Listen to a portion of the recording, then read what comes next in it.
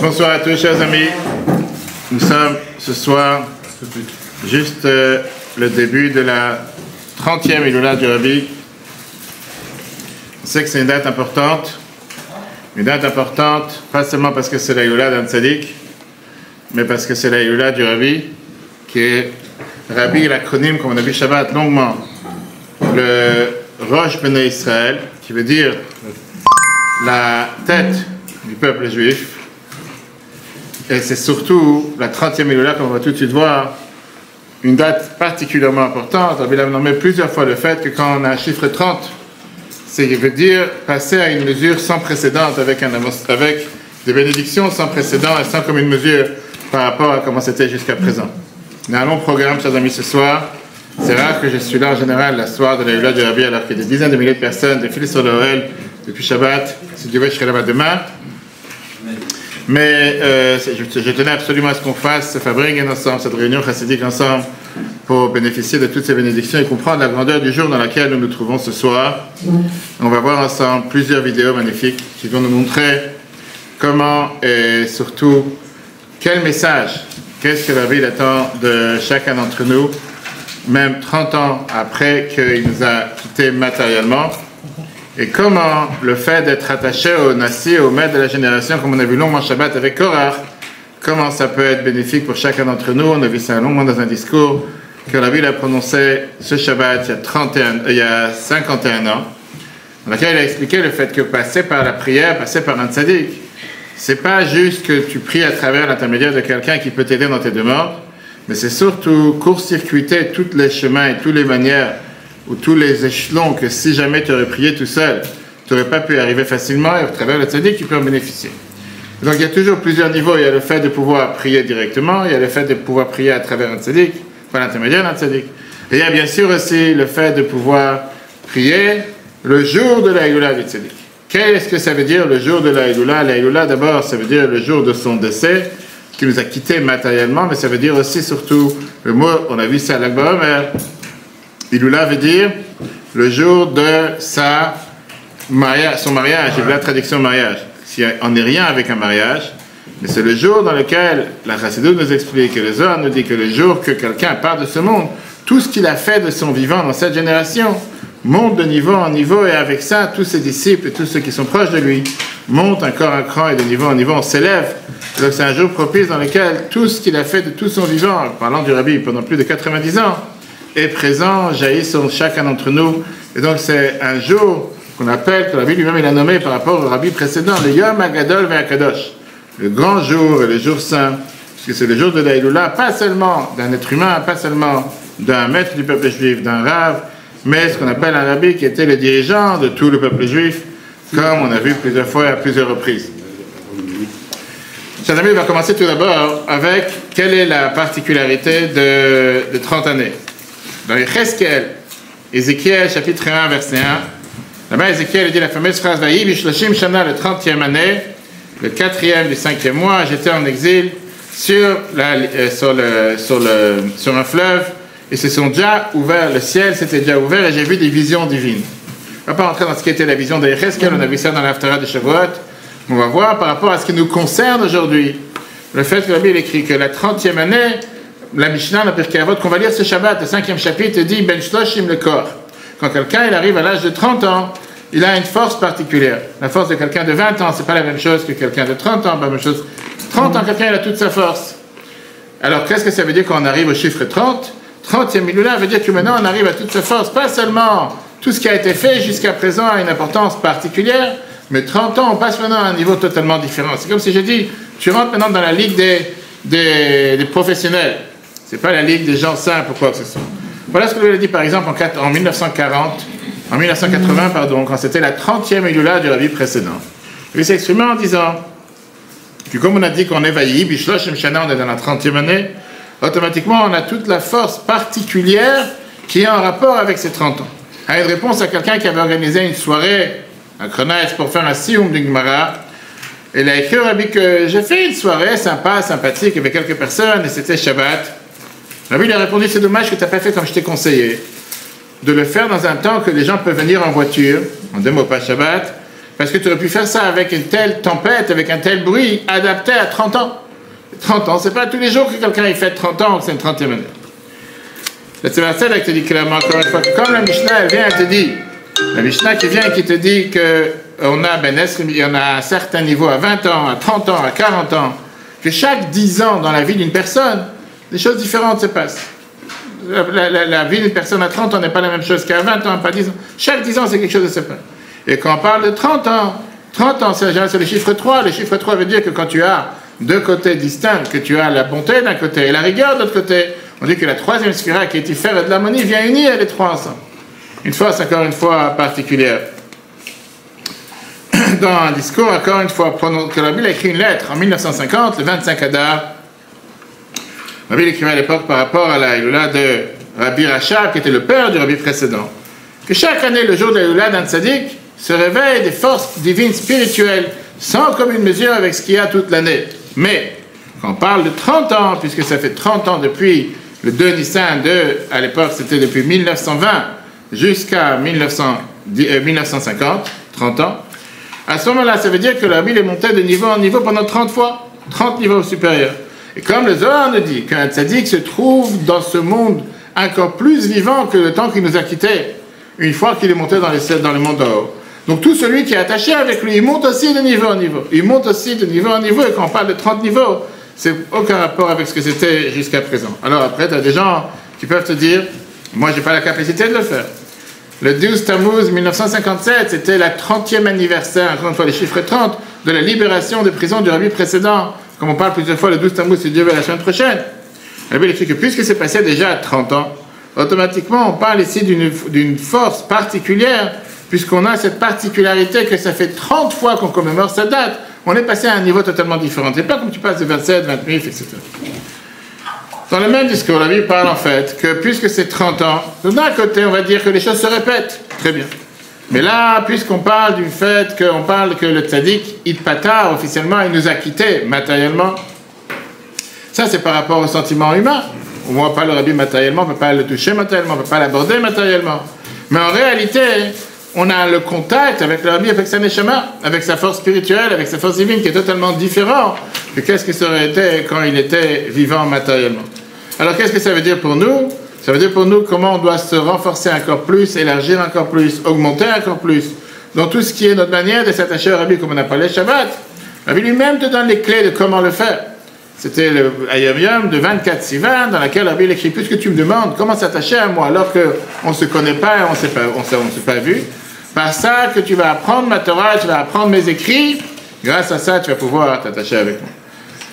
On va voir après les différentes coutumes que la Bible a demandé, justement, qu'il a écrit, quoi faire et comment, qu'est-ce qu'on a l'habitude de faire en ce jour de la Hilula. On va commencer tout d'abord avec la première vidéo de ce soir, magnifique enseignement dans lequel on voit que ce message, c'est un message qui n'est pas fait pour des grands érudits, qui n'est pas fait seulement pour des personnes qui sont, on va dire, grands tzadikim, grands pieux, mais c'est fait pour chacun d'entre nous dans ce monde ici-bas. Le fait qu'on a tous cette mission. Comme on voit dans le titre de la vidéo, au final, on a tous ce devoir, cette mission de transmettre, pas seulement transmettre, mais de pouvoir faire en sorte de mettre en pratique dans la vie de chacun d'entre nous cette mission que la Bible nous a donnée. Chers amis, autour de la vidéo. Von jem Hilule, von der Siederene, von dem brennenden Schwert, was Mosar Nafshe al-Hafotzas Hatera, und als sie soll der Griechen bis zu Apino Nidachas bemokim, bis zu Apino Nidachas benefesh, bis zu Akoten Uktano bejahadus, bis zu Akoten Uktano beshoni. Steht aus Demel bishas Tirose begolui, dole mato, upeil Yeshuis bekerev, ho'oretz. I grew up in a conservative community. I went off to go to graduate school at the University of Maryland. There were no shluchim down there at that time. So Reb Itcher Springer would come down periodically to visit the college, and he basically did the job of a shaliach. I became close with him, and then the following year, I met Devorah. He did take me to the Springer's house, and it was really, really special. When we got engaged, he said, well, you probably want to get a bracha from the Rebbe. Okay, how do we do this? And he did everything, and we just showed up. June 25th, 1950, the communists strike. Armed with Soviet tanks and guns, the North Korean army attacked its southern neighbors. Troops and military equipment poured down from the north. They sent me a letter to report. I lived on 272 Kingston Avenue, which is right around the corner from the Lubavitcher. And I befriended Rabbi Eliyahu Gross. He took me to Farbrengen, and I liked it.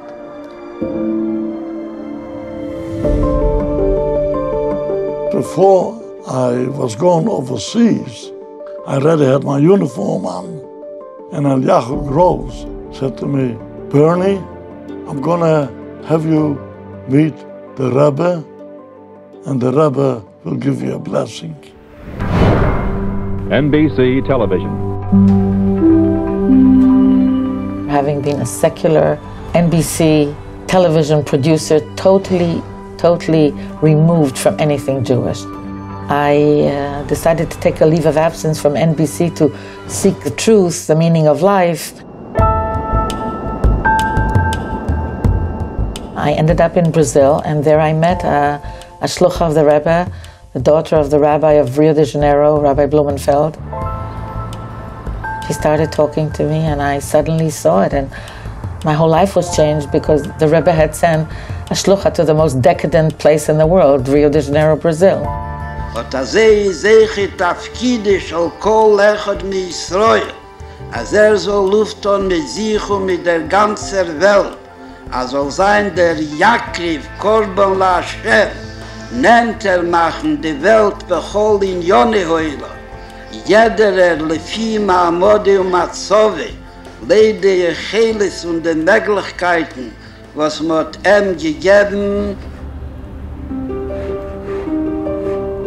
Sometime during the winter, we finally had Yechidus. He asked us a lot of questions. We answered him as best we could. And then he was quiet for, it seemed like a very long time. And then he said, in Washington, there are no bubbies. And I thought, huh? We looked at him, he said, we had no idea what he was talking about. And he said, it means there's no one there to teach Taras and Mishpacha. You will teach Taras and Mishpacha. They could have scraped me off the floor. I had been married for a few months.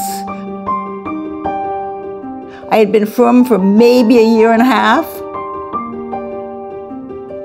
I wanted to turn around, see whether there was somebody else he was talking to.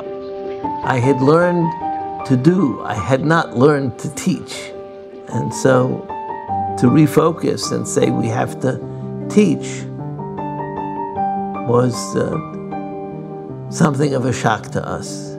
Das ist der gewähnte Stadlos von den Baal HaHilule, auf durchnehmen bis Zakoten und Ktano Bedas oder a viele Beschonim.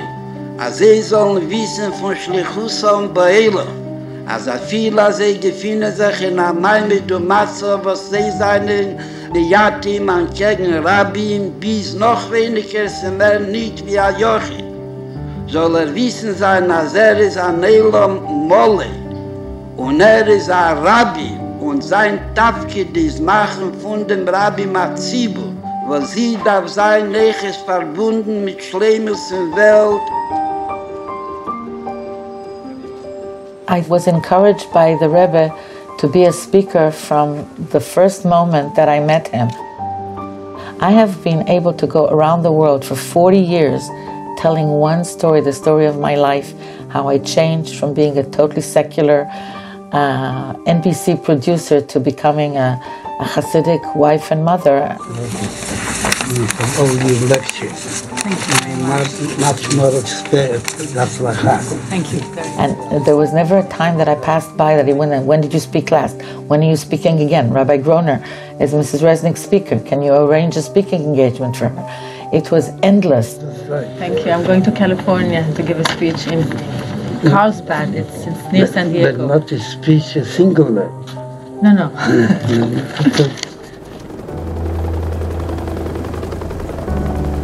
When I came over to Korea, we were in so many battles, real battles, and the bullets were just flying.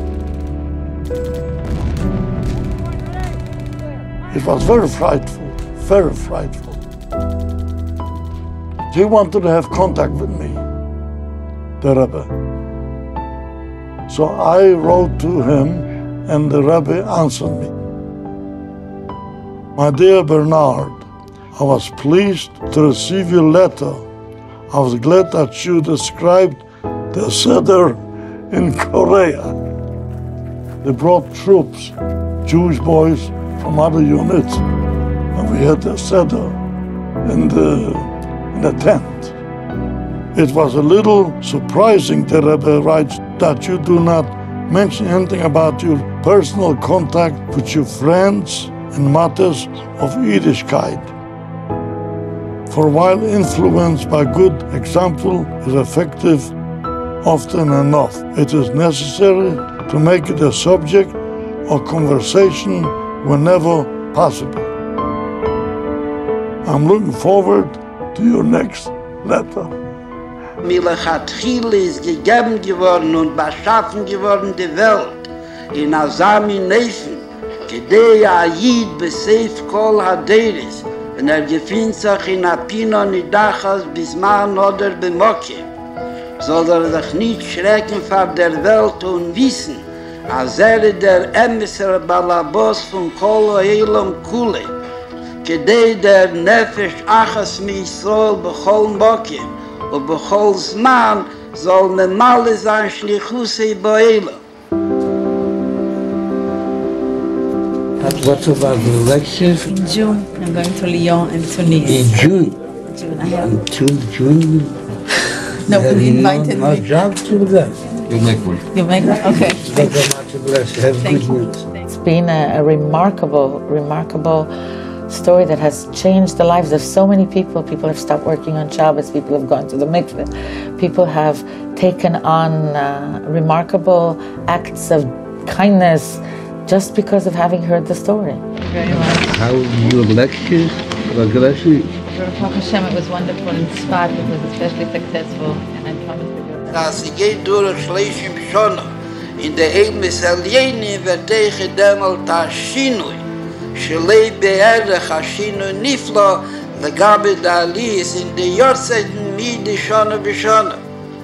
Davon echt verstandig, als in die alle Joni, was dort sie seine gewähren am Molle, asher Omal b'meshech Yemei Chayov, darf zukommen Bazari, bei Talmide, wie Talmide, und die, was wollen werden, Mikanu Lehaba, Zare, wie Talmide. You are certainly not to try to blend Nikki blemish on my fame as a teacher. And that means that you show examples. I am successful in teaching because my people or my followers are doing even more than the teachers have asked.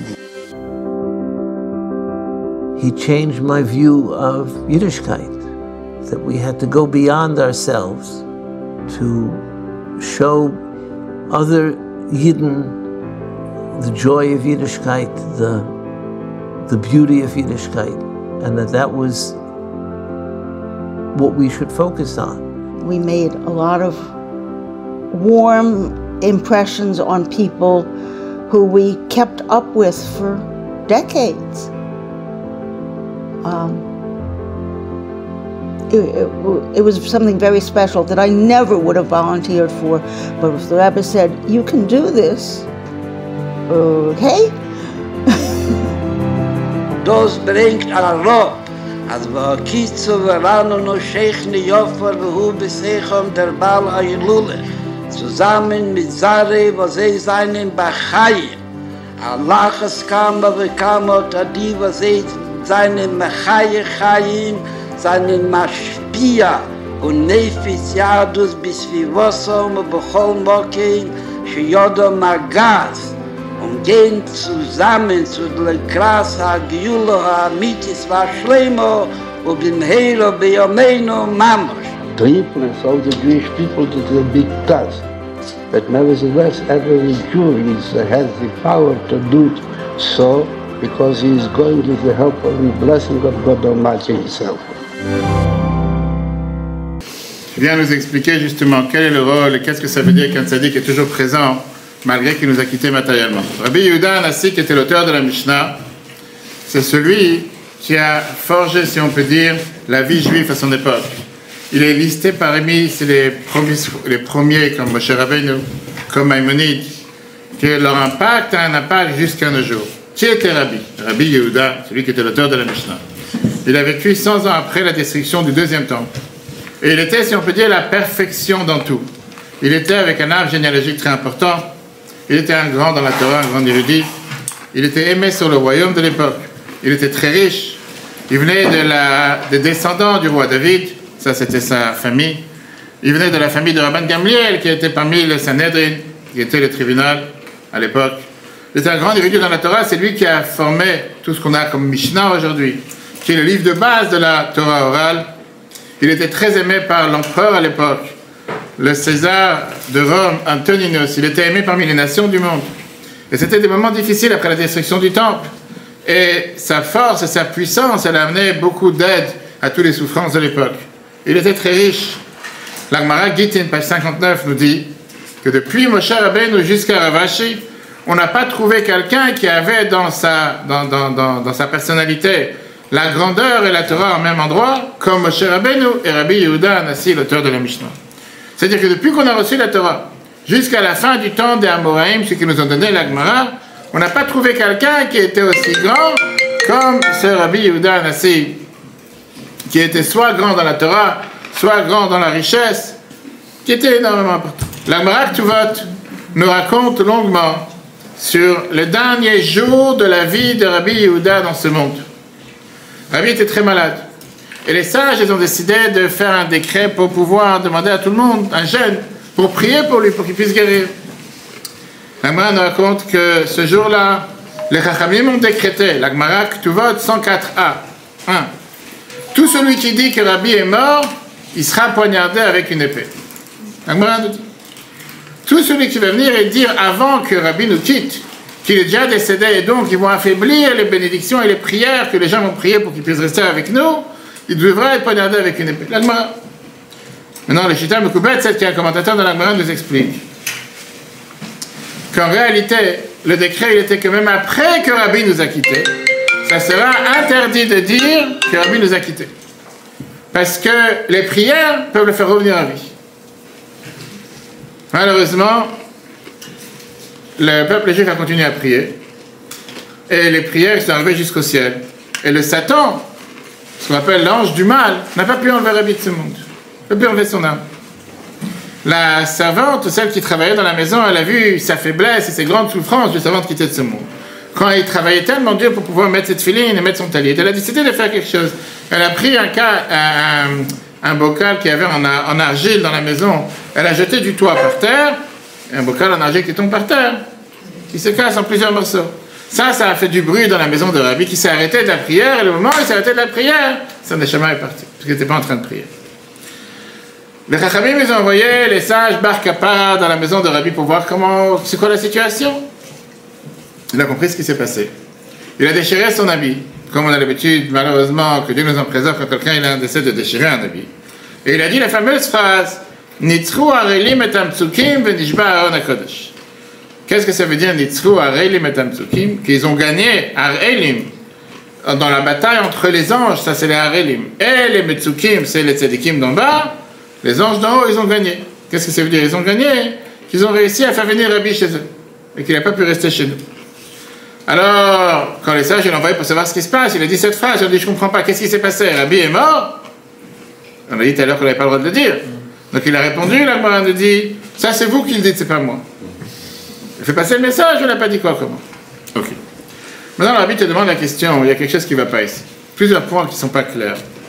Qu'est-ce que ça veut dire cette phrase, que tout celui qui dit que le rabbi est mort, il va être poignardé avec une épée? Pas comme ça en général. De toutes les façons, le rabbi c'est un homme mortel.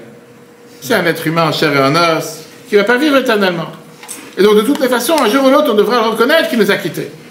Deuxièmement, c'est quoi ce jeu de mots de Bar Kappara qu'une fois qu'il a vu que le rabbi est décédé et qu'il a déchiré un habit, il a dit que les anges d'en haut, ils ont réussi à gagner les êtres, les tzadikim d'en bas, et que le Aaron HaKodesh, l'arche sainte, a été enlevé, qu'on a perdu le rabbi de la génération. Pourquoi il n'a pas voulu dire clairement avec sa bouche que le rabbi est mort?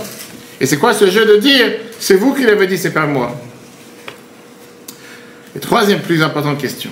Pourquoi tout ce dialogue, pourquoi tout cet échange, particulièrement avec Rabbi Yehuda? Pourquoi pas avec quelqu'un d'autre? Dieu a fait en sorte que juste au moment de ce soir, tout le monde appelle. C'est pour voir si tu vas répondre. Pourquoi juste avec Rabbi Yehuda? Pourquoi pas avec quelqu'un d'autre? Il y a eu beaucoup d'autres grands du peuple juif, beaucoup de grands de génération. Rabbi Yonatan Heifetz, il vient et il explique qu'il faut d'abord essayer de comprendre. C'est pour ça qu'on s'est réunis ce soir. Qu'est-ce que ça veut dire le décès d'un tzaddik? Qu'est-ce que ça veut dire qu'un tzaddik nous quitte?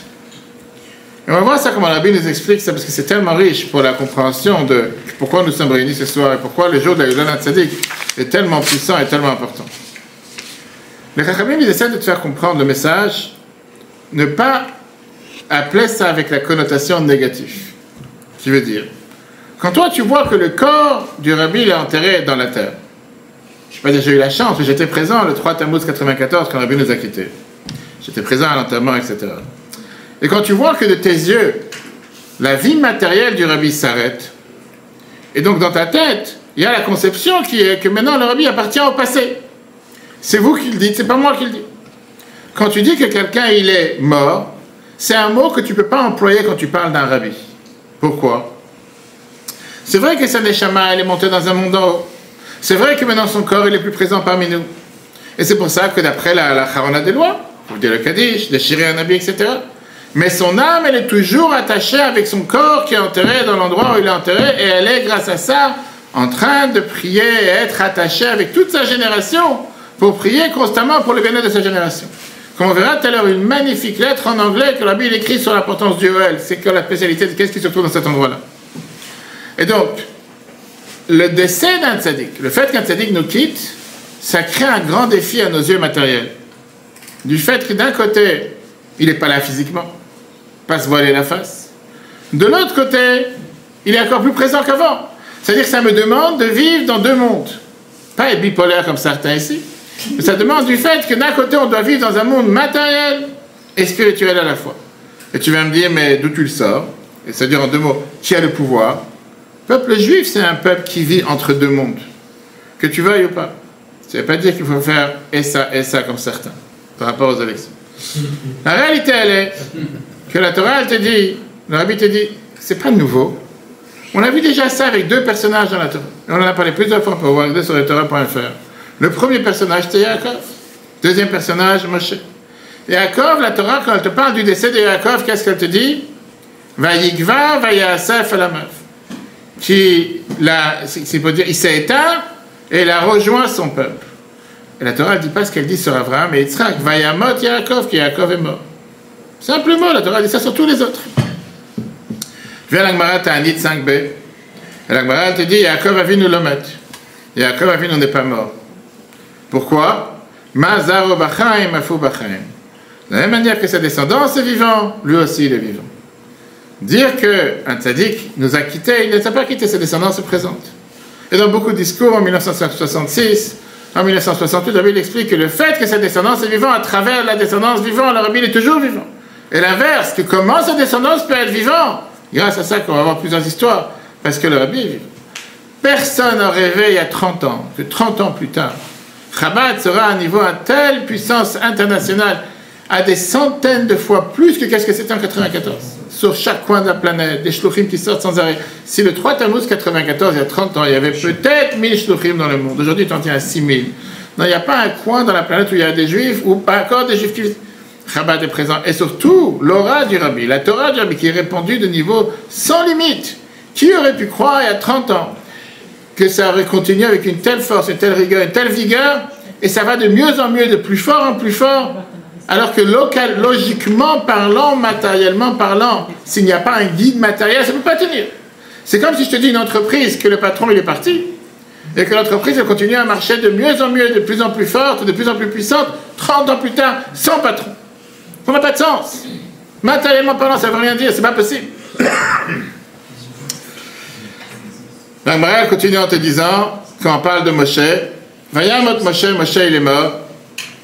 Et avant qu'il parte de ce monde, avant même qu'il monte dans le ciel pendant 40 jours, la Torah te dit, Vayisham im Hashem, il était là-bas avec Dieu. Et la Gemara saute à page 13, elle te dit, c'est très simple. Mal ala nomad meshamesh, afka nomad meshamesh. De la même manière que quand il était dans le ciel, Moshe était présent et il servait le peuple juif. Pareil, ici, il est toujours présent et il sert le peuple juif. Ces deux points-là nous attachent entre les trois grands du peuple juif, les trois grands de ce monde. Parce qu'ils sont d'un côté très attachés avec ce qui reste dans ce monde, ils ne se déconnectent pas de leurs élèves. Et le premier point, comme on l'a dit tout à l'heure, c'est un point que la Bible a expliqué longuement lors du décès de son beau-père, son prédécesseur, la vie précédente, en 1950, et aussi dans un discours en 1975. Comme on l'a dit tout à l'heure, quand tu parles de Rabbi Yehuda, qui était l'auteur de la Mishnah, c'est le seul dans toute l'histoire qui a appelé Rabbi Yehuda Anassi. Rabbi Yehuda, Nassi, le mot ça veut dire président, mais c'est plus que président. Nassi, c'est aussi l'acronyme du mot Nitzutzo shel Yaakov Avinu, l'étincelle de Yaakov. On a l'habitude de dire par exemple sur Moshe, on l'appelle Moshe Rabbeinu, Moshe notre maître. David, on l'appelle David Amelech, David le roi. Le Or HaChaim, Rabbi Chaim Ben Attar, on l'appelle Or HaChaim HaKadosh, le saint. Rabbi Yehuda, c'est le seul qu'on l'appelle le Nassi. Mais on sait très bien que ce n'était pas le seul Nassi, qui veut dire le chef du tribunal qui était à l'époque. Il fait partie d'une dizaine de générations depuis Hillel, beaucoup d'autres qui ne sont pas appelés avec ce titre. Le mot Nassi, le mot Nassi, c'est le mot qui veut dire Nitzutzo shel Yaakov Avinu, qui est l'étincelle de Yaakov Avinu. Et c'est le lien qui est entre les deux. Qu'est-ce que Rabbi, on a dit tout à l'heure, qu'est-ce qu'il a fait de son vivant? Il a donné sa vie pour sa génération. Il ne faisait pas partie des grands sages qui existent à travers le peuple juif, qui se sont enfermés sur leurs livres, dans leur chambre, et que quand quelqu'un leur demandait une bénédiction, il bougeait avec la tête, bénédiction, et en 2 mots, arrête de me déranger, je préfère rester dans mes études. Mais il a tout fait pour relever le peuple juif des cendres, des poussières qu'il y avait de l'exil. C'était juste après, on a dit tout à l'heure, une centaine d'années après la destruction du deuxième temple.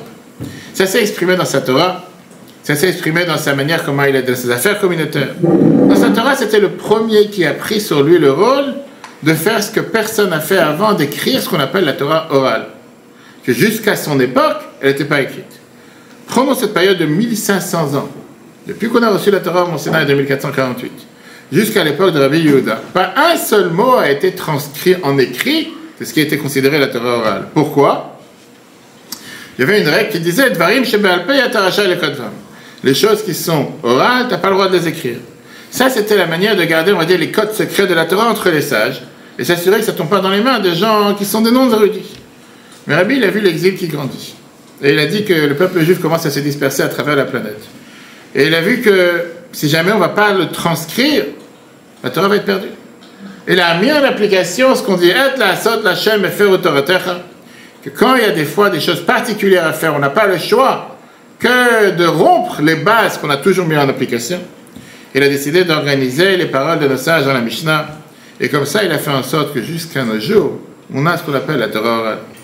Quand aujourd'hui tu as un juif qui se fatigue et qui apprend la Torah, que ce soit à Babylone, ou en Espagne, en France, en Israël, ou en Amérique, qui rentre à la synagogue et qui ouvre un livre de Mishnah, comme on apprend tous les Shabbats Pirkei Avot, son âme s'élève directement liée avec ce qui se passait dans le temple, pendant qu'on a mis les sacrifices. C'est exactement cette même chaîne qui ne s'est jamais interrompue. Quand on apprend la Gemara, son âme vient faire partie du peuple juif. À plus forte raison qu'on apprend la Chassidoute, qui est ce qui nous fait descendre les secrets de la Torah depuis Rabbi Shimon Bar Yochai et les Zohar il y a 1800 ans, à travers le Harizal il y a plus de 500 ans, Baal Shem Tov il y a 300 ans, le Admor HaZaken et le Rabbi jusqu'à notre génération. C'est cette lignée qui n'est pas interrompue. Quand on parle de ces affaires communautaires, Rabbi était celui, comme on l'a dit tout à l'heure, qui était admiré par tous les grands de son peuple, les grands de son époque, et qu'il a tout fait pour aider le peuple juif dans tous les endroits où le peuple juif se trouvait. Et puisque de son vivant, toute sa base, tout son être, c'était de se donner pour les autres, d'agir envers les autres, de se donner pour tout ce qui est sa génération. Même après son décès, une fois qu'il nous a quittés et que son âme est montée dans les mondes d'en haut, sa Neshama n'oublie pas sa génération et elle ne laisse pas sa génération souffrir en exil. Celui que toute sa vie, c'était le peuple juif, alors même après que sa vie matérielle s'arrête, son inquiétude est toujours tout le peuple juif, sans distinction. Le lien, encore un lien qu'il y a entre Rabbi et Yaakov et Moshe Rabbeinu. On sait très bien, ça arrive, on sait très bien que Yaakov, il représente ce qu'on appelle le pilier de la Torah. Rabbi et Moshe, ce sont les seuls dans toute l'histoire qui sont appelés Rabbi. Moshe, on ne l'appelle pas Rabbi, on l'appelle Rabbeinu, notre maître. Le seul, en réalité, dans l'histoire du peuple juif qui est appelé avec le mot Rabbi, Rabbi Yehuda Hanassi. Parce que Moshe, il a écrit la Torah écrite, et Rabbi, il a écrit la Torah, je ne sais pas si la porte est ouverte, parce qu'il fait plus chaud ici qu'à l'extérieur, non? C'est moi. Et Rabbi, il a ce qu'on appelle, Rabbi, il a ce qu'on appelle, Rabbi, il a écrit la Torah orale. Puisque un, il a écrit la Torah écrite, l'autre, il a écrit la Torah orale. C'est la raison pour laquelle ils ne sont pas limités dans les lois de la nature. Parce que celui que tout son essence, c'est la Torah, son âme est éternelle. Puisque son âme est éternelle, automatiquement, elle s'élève de niveau en niveau. Elle s'élève encore plus que qu'est-ce qu'on peut s'imaginer. Pas seulement elle s'élève, mais elle s'élève des lois de la nature et elle élève avec lui tous ceux qui sont dans ce monde. Il y a une histoire très intéressante, j'ai écouté cette histoire hier soir. Il y avait le secrétaire personnel du Rabbi qui s'appelait le Rav Radakov, qui était le secrétaire qui... On parlait avec le Rabbi tous les jours. On a dit Shabbat, on a raconté une histoire qui est rentrée dans le bureau avec la lettre qui est tombée par terre. Et une fois, il a appelé un shliach, un émissaire du Rabbi. Et il lui a demandé, est-ce que je peux te donner... Et c'est un shliach qui travaillait très dur. Et il lui a dit, est-ce que je peux te donner une mission importante? D'aller voir tel endroit, tel juif, tel lieu, tel continent, tel... Le shliach qui regarde le Rav Radakov, c'était pas quelqu'un... Tu savais très bien que tout ce qu'il disait, c'est la bouche du Rabbi. Ce qu'il transmettait, c'était en vérité le Rabbi qui transmettait à travers lui. Pas qu'il disait des choses de lui-même qu'il inventait ou quoi que ce soit. Et ce shliach qui répond, il dit à Rav Radakov, cher secrétaire, avec tout le respect que je vous dois, je suis tellement débordé de travail, j'ai pas la force de pouvoir prendre sur moi encore une charge en plus. Il était honnête avec lui-même, il dit, je me donne déjà 20 heures sur 24 dans mon travail, j'ai pas le temps de prendre quelque chose sur moi, j'ai pas le courage, j'ai pas le pouvoir de le faire. Qu'est-ce que vous pensez que c'était la réponse et la remarque? Rav Radakov, il le regarde, et il dit, cher ami, parce que ça veut dire que tout ce que tu fais jusqu'à présent, c'est grâce à tes propres forces. Que pour ça, tu n'es plus capable de prendre quelque chose en plus parce que tu n'as plus de force. Tu es un shliach, un émissaire du Rabbi. Un émissaire du Rabbi, ce n'est pas tes forces. C'est ce qu'on appelle dans la Torah, on a vu shlucho shel adam kemoto. Un émissaire du Rabbi représente le Rabbi. C'est le Rabbi qui travaille à travers toi, ce n'est pas tes forces. Si tu t'imagines que jusqu'à présent, tout ce que tu fais, c'est tes propres forces, on n'est pas sur la même longueur d'onde, comme on dit. Il s'est dit, comme si désolé, il a compris qu'il a fait une erreur, il a fait une grosse bêtise. Quand tu pensais un instant que tu fais les choses personnellement, que tu as ta propre force, etc. Il a dit, vous avez raison, je me suis trompé. Je prends sur moi de prendre la mission que vous m'avez donnée et d'aller avec moi. Et là, le Rav Radakov dit, c'est trop tard. Trop tard. Tu as demandé, tu as répondu que tu n'es pas capable, tu as perdu l'opportunité. On revient à ce qu'on a dit tout à l'heure, que quand tu dis que la vie est présent, c'est encore une fois, c'est que on l'a vu dans le cours de cet après-midi que tout le monde a pu entendre. Dieu cherche à nous envoyer une abondance de bonté, une abondance de bénédiction à chacun d'entre nous. Mais tu as le moyen de faire ce qu'on appelle un clapet anti-retour. Pour tous ceux qui sont plombiers parmi nous. Mon métier de base. Tu peux faire en sorte que ça ne passe pas. Tu as le choix de décider que l'abondance n'arrive pas jusqu'à chez toi. C'est dans tes mains. Dire qu'il n'y a pas de l'eau dans les tuyaux, il y a. Tu peux très bien faire en sorte que c'est bloqué, c'est à toi de choisir. Comme j'ai dit tout à l'heure, on est aujourd'hui, ce soir, les 30 ans de Gimel Tammuz. Et tout ce qui a été dit par rapport à Rabbi Yehuda Hanassi, on peut le dire par rapport au Rabbi qui est le Rabbi de notre génération. Quand je ne sais pas parce que Lubavitch, quelqu'un qui parle à Shliach ou quoi que ce soit. Mais dans le vivant du Rabbi, on a pu voir, et quand on le voit encore 30 ans plus tard, aujourd'hui, le nombre de dizaines de milliers de personnes qui ont prié sur la tombe du Rabbi depuis la semaine dernière, toute l'année, mais particulièrement dans cette semaine, et ce soir et demain, c'est même pas 2 minutes par personne qui peuvent rester parce que ça défile, et des gens qui viennent du monde entier, de tous bords, juifs comme non-juifs, religieux, non-religieux. Et quand on voit le public, ma grande majorité ne sont pas des Lubavitch ou des Chabad ou quoi que ce soit, qui se sont sentis tellement attachés avec le rabbi comme tout tu dois, sans distinction. On a vu les histoires de Shabbat avec les 3 lettres, que ce soit un enfant, une fille de 12 ans, ou que ce soit quelqu'un qui est un juif dans le fin fond du monde, qui se sent abandonné. On va de voir dans son cœur ressenti le besoin de chaque juif qui se trouve sur les 4 coins du monde. Ça, c'est ce que ça veut dire un rabbi. C'est pour ça qu'il est appelé le Nasi Ador, le maître de la génération. Pas pour soi-même, pour avoir un titre, parce que de son vivant, il n'y a pas eu, de notre génération, il n'y a pas eu une personne qui a consacré toute sa vie pour le bien-être de toute la planète. Pas pour sa communauté, pas pour son groupe. Le rabbi ne s'est jamais reposé, il s'est jamais pris un jour de vacances, jusqu'à ce que le dernier juif dans le fin fond du monde puisse être au courant de sa religion, de sa spécialité en tant qu'enfant d'Abraham, Yitzhak et Jacob, et d'agir en fonction, comme on va voir dans la prochaine vidéo. Parce qu'il n'y a pas eu d'un côté quelqu'un qui a engendré, entraîné une telle magnitude d'études de Torah et de pratiques de mitzvot sur les 4 coins de la planète en toutes les langues. Le rabbi précédent avait déjà commencé à traduire la Torah en quelques langues, en anglais, en français, en espagnol. Le rabbi a pris ça des langues sans limite jusqu'à 191, je me rappelle, c'est sorti le Tanya en langue pour des personnes qui ne peuvent pas voir. Vous savez qu'on lit avec le dos en braille, exactement. Que vous pouvez avoir des livres que même eux aussi ne sont pas exclus, que même aussi ils peuvent apprendre. Maintenant, c'est sûr et certain que quelqu'un qui l'a consacré toute sa vie pour le bien-être du peuple juif, c'est sûr et certain qu'il n'abandonne pas le bateau quand l'exil est dur et difficile, et qu'il est là, présent avec nous, jusqu'à ce que Mashiach il arrive. Écoutez cette histoire. Une magnifique histoire. Mais on peut sortir des centaines, on peut passer toute la nuit. Mais c'était vendredi, la paracha Shlach l'année dernière. Il y a 1 an. Quelques minutes avant Shabbat, j'ai un ami à moi qui reçoit un texto, un WhatsApp, qui lui dit, Monsieur le rabbin, grâce à Dieu, j'ai des bonnes nouvelles, Baruch Hashem. Quelle bonne nouvelle, mon frère, il a eu un garçon, et dans la Brit Mila de son fils, on l'a appelé Be'eri Yonatan. Merci pour les prières sur la tombe du rabbi, et que Dieu fasse qu'on mérite une délivrance soon. Il a écrit le texto en hébreu, le dernier mot il a écrit soon, qui veut dire rapidement. Je pensais que c'était un jeu de mots. Mon ami qui regarde le texto, il n'a pas compris quel rapport, qu'est-ce qui se passe, qui est cette personne, il regarde sur WhatsApp et il voit la conversation qu'ils ont eue il y a à peine 1 an, juste jour pour jour précédant cette histoire. Et il a compris ce qui s'est passé. 1 an plus tôt, c'est le vendredi 2 Tammuz, comme aujourd'hui, nous sommes aujourd'hui le 2 Tammuz 84. Il reçoit un message d'un monsieur qui s'appelle Daniel, un docteur pour la physique et pour tout ce qui est les différentes particules, etc. Et Daniel qui a écrit « J'ai entendu que tu es maintenant sur la tombe du rabbi, j'ai pour toi une demande importante. » Comme j'ai reçu tout à l'heure il y a 1 heure, une femme qui m'a écrit « Sa mère est malade et j'ai entendu que tu parles demain, est-ce que tu peux... » Comme je n'arrête pas de demander dans l'email que j'ai demandé aujourd'hui aux gens d'écrire, etc. Il lui dit l'histoire suivante. « Je suis né comme premier-né à mes parents, mais après ma naissance, mes parents ont essayé d'avoir un autre enfant pendant 7 ans. Ça n'a pas marché. Les docteurs, ils ont dit qu'il n'y a aucune chance d'avoir d'autres enfants. Et donc, il faut qu'on aille vers l'adoption. On habitait à New York. Moi et mon père, on est parti à Brooklyn.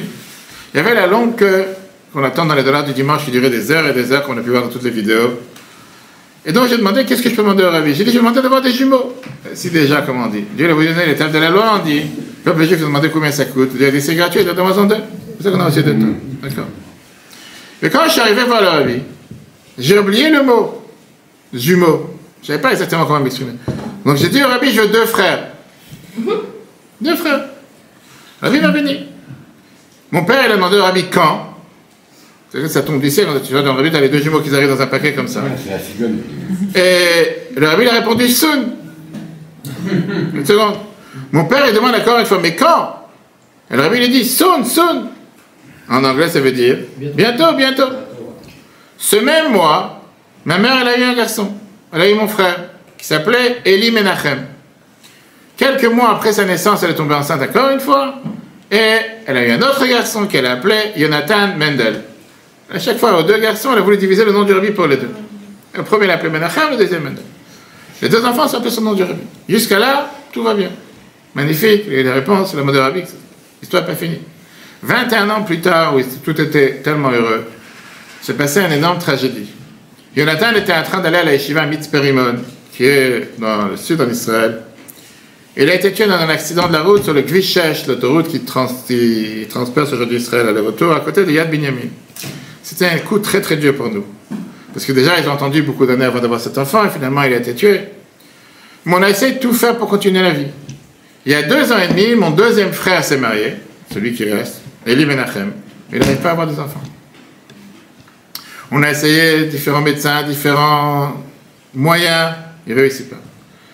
Si j'aurais pu, il écrit dans son texto, il finit, je serais parti voir le rabbi comme le cri de cette femme qu'on raconte avec Elisha Shunamite.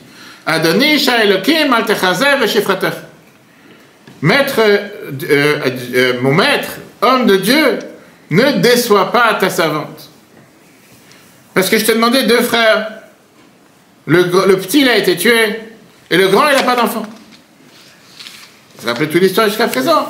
C'est vrai qu'ils sont nés grâce à la bénédiction du rabbi, etc. Mais au final, un, il est tué, et l'autre, il est plus là.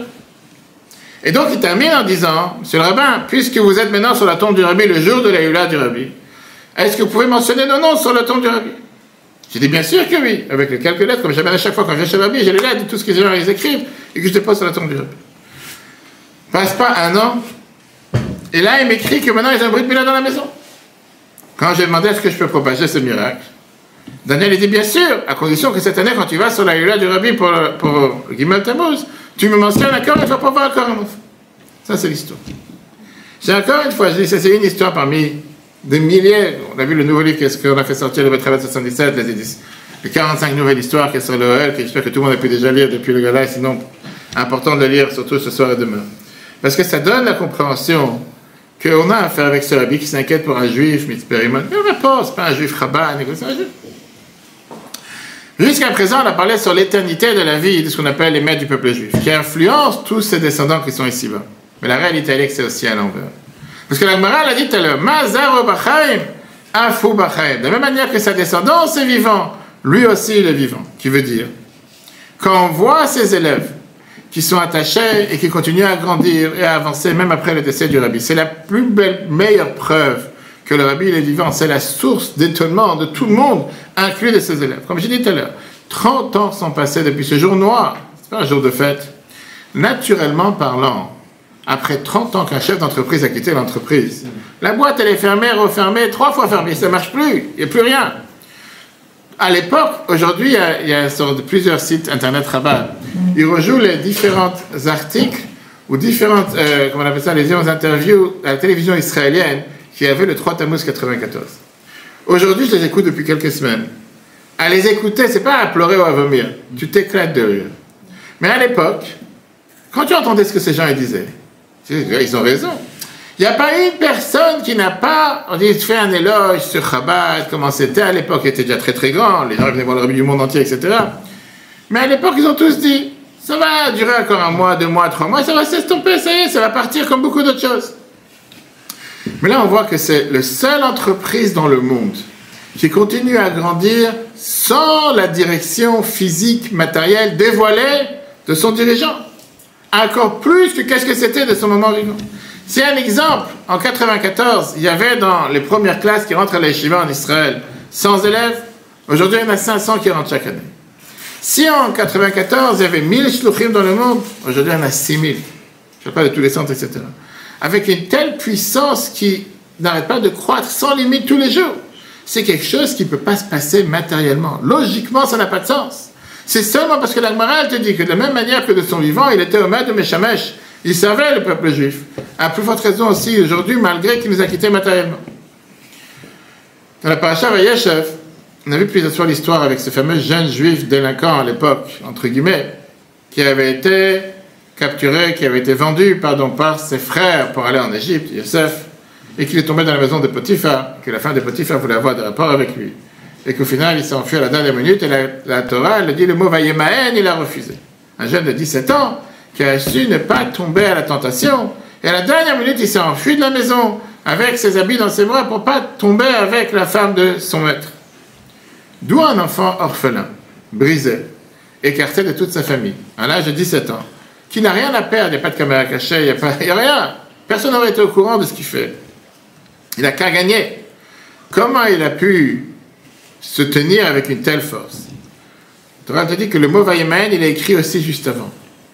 Quand les frères sont venus voir Yaakov en disant ton fils a été tué, une bête sauvage l'a dévoré, la Torah nous dit Vayemaen leitnachem, le même mot, il a refusé de se consoler. Rashi nous dit que quelqu'un a du mal de se consoler sur quelqu'un qui est vivant. On voit malheureusement aujourd'hui avec les otages, les 116 otages qui restent, que quand on ne connaît pas leur sort, les familles ne peuvent pas ni faire le deuil, on ne sait pas ce qui se passe. Ça, c'est la plus pire des choses. Tous ses frères et sœurs, je veux dire, tous ces enfants de Yaakov, ils sont venus pour le consoler, le faire oublier qu'il y avait une fois un Yosef. Chacun était grand et chacun était occupé dans sa mission. Et ils ont essayé de dire, ça y est, tourne la page, passe à autre chose. Mais Yaakov, il s'entête de ne pas pouvoir s'endeuiller, de ne pas pouvoir se séparer de son fils. Quand un père refuse de se consoler sur son fils, un fils refuse de se détacher de son père. Et le deux mots que la Torah emploie Vayemaen, c'est bien te montrer d'où était la source de la force de Yosef. Le fait qu'il avait cet attachement avec son père ne s'est pas détaché de lui aussi. Et c'est ce qui a fait qu'il a fait tenir. Et la Gemara d'ailleurs nous dit que pourquoi il a pu surmonter ce test et cette épreuve difficile, Mout Diukno Shalaviv Niralo, il a vu le visage de son père. Le fait qu'il a vu le visage de son père au moment où il allait tomber et faire une bêtise, il s'est rappelé qu'il y a son père qui est toujours présent. Et ça lui a donné le courage de surmonter cette épreuve. J'avais dit c'est la même chose qu'est-ce qui s'est passé quand ils se sont rencontrés après. Et Yaakov est venu voir Yosef quand il est arrivé finalement en Égypte. Et il lui a dit, Vatash nebanech, maintenant tes deux enfants qui sont nés pour moi en Égypte, Liem, ils sont à moi. Ephraim ou Menaché, ils sont comme Reuven et Shimon. Et Yaakov il dit que Ephraim et Menaché, tes deux enfants qui sont nés en Égypte, en vérité, c'est comme les miens. Tout le monde demande la question, depuis quand des petits-enfants ont un père avec le grand-père? Je suis grand-père 5 fois. C'est pas mes enfants, c'est mes petits-enfants. C'est pas le même rapport avec tes petits-enfants et tes enfants. Comment des petits-enfants sont aussi importants que des enfants? La Bible explique ça dans l'écoute Sichot 15, page 435. Le fait que ces deux enfants de Yosef sont nés en exil, les premiers dans l'histoire, qui ont grandi en exil, qui ont grandi dans un endroit qui est considéré la nudité de la terre, et qui grandissent avec la même satisfaction que Reuven et Shimon ont amené à Yaakov, ça montre que l'Iem, il m'appartient. Ça montre que le miracle et que la merveille qui se passe de Yaakov envers ses enfants continue dans la génération suivante. Ça montre que c'est quelque chose de vrai, parce que la preuve c'est que ça ne s'arrête pas. Tu aurais pu penser que quand tu nais dans le cocon juif, quand tu nais autour de Yaakov, quand tu nais en Israël, en Canaan à l'époque, là tu peux grandir comme un juif. Mais quand tu nais dans un endroit qui n'est pas Israël, qui n'est pas l'endroit adapté pour un juif de vivre, on va savoir, ils ne sont pas censés pouvoir vivre et pouvoir continuer dans le même tracé que Yaakov. Une histoire que j'ai racontée, je ne me rappelle plus dans quel endroit. En été 1990, il y avait deux élèves de la Yeshiva de New York qui sont partis. Un, il s'appelait Ephraim Mintz, et l'autre s'appelait Levi Shem Tov. Et ils sont partis en mer Kashrut, comme j'ai l'habitude, Chabad depuis 1950. D'envoyer, c'était un des premiers projets avant ça que la Bible avait créé, que pendant l'été qu'on a fini la Yeshiva, on envoie les élèves de Chabad dans différents endroits dans le monde où il n'y a pas de communauté, pour pouvoir aller voir des juifs qui sont isolés dans différents endroits dans le monde. Moi-même, j'ai eu la chance, quand j'étais à la Yeshiva, je suis parti dans les Balkans, comme j'ai raconté plusieurs fois, Bosnie-Herzégovine, Serbie, etc., en Russie, en Ukraine, différents endroits, pour pouvoir aller parler avec des gens, rencontrer, mettre des mezuzot, filines, etc., etc., etc. Ok. Donc, ils sont partis au centre de Californie. Dans un de leurs visites, ils devaient arriver dans un endroit qui était la ville de Yosemite, etc. En arrivant dans cette ville, c'était un grand parc, un parc qui était très beau, un parc magnifique, un parc dans lequel ils devaient aller officiellement, les gens allaient se promener, et qui attirait beaucoup de touristes du monde entier. Ils ont dit, on va aller dans ce parc, on va mettre là-bas une table avec des tefilines. Il y a beaucoup de touristes qui viennent, et certainement on va pouvoir là-bas arriver et pouvoir mettre des tefilines avec des juifs, rencontrer des juifs, distribuer des brochures, distribuer la sikha de la semaine, etc. Et pour eux, c'était une opportunité de rencontrer des milliers de juifs. Et ils ont eu une information comme quoi, dans un petit village à côté du parc, qui s'appelle Yosemite Lakes, il y a un avocat juif qui s'appelle Maurice P. Ils ont dit quoi? Est-ce que ça vaut la peine de s'arrêter en route pour le parc où la mission doit aller pour aller voir ce juif qui est totalement isolé, qui est dans un endroit paumé ou tout seul? Mais ils ont dit, tu sais quoi? Le but même de toute notre mission, c'est pour pouvoir justement aller voir des juifs isolés. Donc si on a entendu, si Dieu nous a fait savoir qu'il y a un juif isolé dans un tel endroit, ça vaut la peine d'aller le voir. En allant vers le parc, ils ont décidé de passer par ce petit village. Et ils sont arrivés vers un château, quelqu'un qui est un endroit, une maison magnifique, qui est très très large, sur un énorme territoire. Et qui les a reçus? C'était un couple de personnes âgées, de personnes retraitées. Que pour eux, ils étaient très étonnés de rencontrer un couple de rabbins avec des, qu'on appelle ça, avec un chapeau, une barbe, ce qu'ils n'ont jamais vu. Et ils ont dit que jamais est rentré ici, chez eux à la maison, parce qu'ils étaient au courant qu'ils sont juifs et qu'ils voulaient rencontrer des juifs. C'est la première fois. Ils s'assoient et ils discutent avec les élèves de la yeshiva. Et les élèves ont tout de suite compris qu'il y a quelque chose qui dérange. Il y a quelque chose qu'ils n'osent pas parler, il y a quelque chose qu'ils voudraient dire, mais ils ne savent pas comment l'exprimer. Mais ils ont compris qu'en réalité, il y a quelque chose, pas qui dérange, mais il y a quelque chose qui brûle sous le tapis et que ça va exploser dans chaque instant. En vérité, ils sont très énervés. Jusqu'à ce que tout est sorti à l'extérieur. L'avocat raconte avec grande colère qu'il a une seule fille, une fille unique, qui est partie apprendre à l'université de Palo Alto, au nord de Californie. Elle a rencontré là-bas le shliach qui s'appelle Yosef Levin. Elle est devenue proche du judaïsme. Elle s'est mariée avec un élève de la yeshiva maintenant, religieux, elle a eu quelques enfants. Ils vivent d'une manière prématurée. Ils ne veulent pas avoir de contact avec leurs parents, rappelez-vous l'histoire qu'on a vue Shabbat, parce que leurs parents ne sont pas religieux comme eux. Pendant 3 heures, les élèves de la yeshiva, ils parlent à ce couple de retraités. C'est quoi une neshama? Comment la Torah nous demande de respecter chaque juif, d'aimer chaque juif, l'importance des mitzvot. Après 3 heures de discussion, ils ont vu qu'ils commencent un peu à se redresser. C'est pas si mal que ça. Il a même été d'accord de relever la manche, mettre le tefillin. Et ils ont mis le mezuzah à la porte, c'était une grande maison, il n'y avait aucune mezuzah. Et ils commençaient à se réchauffer avec la religion, c'est pas si mauvais que ça. Et si vous pensez que ça c'est toute l'histoire, c'est un début. Eux, c'était pas leur trajectoire comme on a dit tout à l'heure, c'était le départ. Ils devaient maintenant continuer à Yosemite. Et là-bas, il y a eu un barrage police. Barrage de police parce qu'il y avait des feux, comme il y a beaucoup en été en Californie, etc. Et que la police, elle a décidé de fermer le parc parce qu'il y a des feux qui sont en train de brûler, la fumée. Ils étaient un peu dégoûtés parce que c'était le but principal pourquoi on était venu, c'était d'aller vers ce parc, on va rencontrer des centaines de juifs. En 2 mots, on a perdu notre journée, quoi. On est parti voir un couple de retraités, ils sont mignons, gentils, on a parlé avec eux 3 heures parce qu'ils ont raconté une histoire de sa fille qui est à je sais pas combien de kilomètres, qui est devenue religieuse. Ok, on a essayé de réconcilier, on a mis les tefillin, on a mis les mezuzah, ouais, c'est pas pour ça qu'on est venu. Notre but, c'était d'aller voir les masses, voir les gens. Ça, c'était, j'ai dit tout à l'heure, en été 90. Pas 6 mois. Le 11 Nissan 91, le jour de l'anniversaire du Rebbe. J'étais à l'époque à New York pour aller fêter l'anniversaire du Rebbe avec le Rebbe, c'était le 90e anniversaire. Les chassidim sont venus du monde entier pour être avec le Rebbe pour fêter son anniversaire.